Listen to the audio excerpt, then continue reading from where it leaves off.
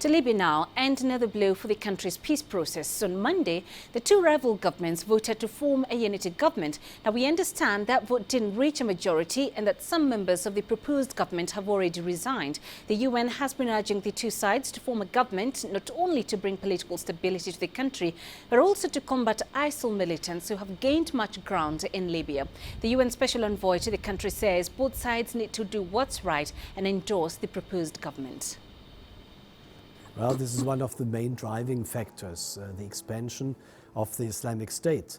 And they have been expanding tremendously in the last year. And everybody is worried. Not only the Europeans, no. It is the southern neighbors, Niger and Chad and other African states, about the spillover of the Daesh. And every hour, every day, the political process is delayed and they do not come up with a government which is efficient to address the security problems. Every day lost politically is a day of gain for the Islamic State. However, sometimes I have the feeling that those who are politically responsible, they are not aware of the urgency of the situation. Let's get more details and insights on this story from CCTV's Liling Tan, who's standing by at the UN headquarters in New York. Liling, has there been any reaction from the UN to the failure by Libya's parliament to approve the proposed unity government? Well, not yet, mainly because, well, the parliament in Tobruk has not approved this proposed unity government. It hasn't yet rejected it either, which is why calling this a failure right now at this juncture may be somewhat premature. Now, granted, there have been a lot of disagreement over the viability of this proposal and over some of the ministers named to the new cabinet, which is why Monday's debate, in which we expected a vote, failed to deliver a decision. And we're also now hearing that this vote is being postponed by another week to allow members of the parliament more time to deliberate on the makeup of this new cabinet. Now, in terms of the UN response, it did hail the announcement of this proposal over the weekend, but it appears to be reserving comment for now until it has more information on the decision or until we have that final vote.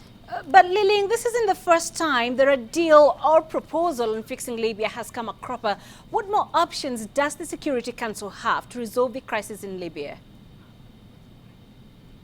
Now, you're quite right. This really isn't the first time. In fact, the UN too doesn't have a lot of other options apart from pushing for this unity government. Now, Libya needs a functioning government in order to address that key concern shared by the international community and the United Nations, which is terrorism and ISIL. And because ISIL is perceived as a symptom of Libya's turmoil, the pressure is on for a working system that can both govern and manage the situation there. The fear is that without this functioning system, the Islamic State militant group would continue to take advantage of the crisis in Libya and advance within the country, which is why the UN and the international community is pushing for this unity government in order to get a recognized central body, not just to deal with the internal crisis, but to mitigate its negative impact on the region,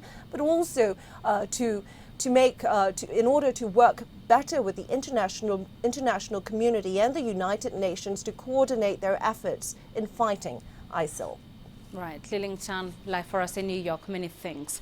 Meanwhile, the African Union said it wants all Libyan stakeholders to implement the signed peace deal and do proceed with the formation of the unity government as proposed by the UN brokered deal. The AU also said its special envoy to the country, Jakaya Kikwete, who's also the former president of Tanzania, is working with the UN and other international partners to help Libya get its peace back.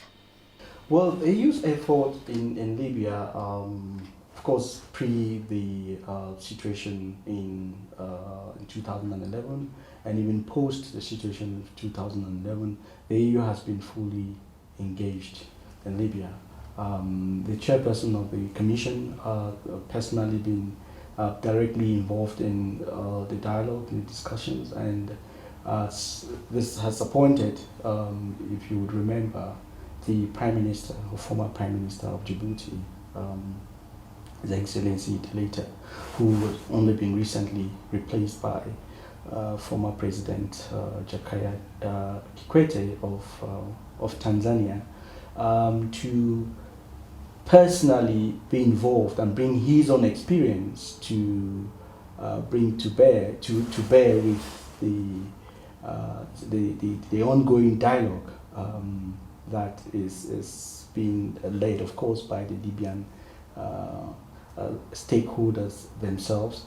But the AU has held a very strong and consistent position in the fact that the Libyan situation, one, can only be resolved by Libyans themselves, the Libyan stakeholders, and secondly, that there can only be a political solution to the Libyan crisis.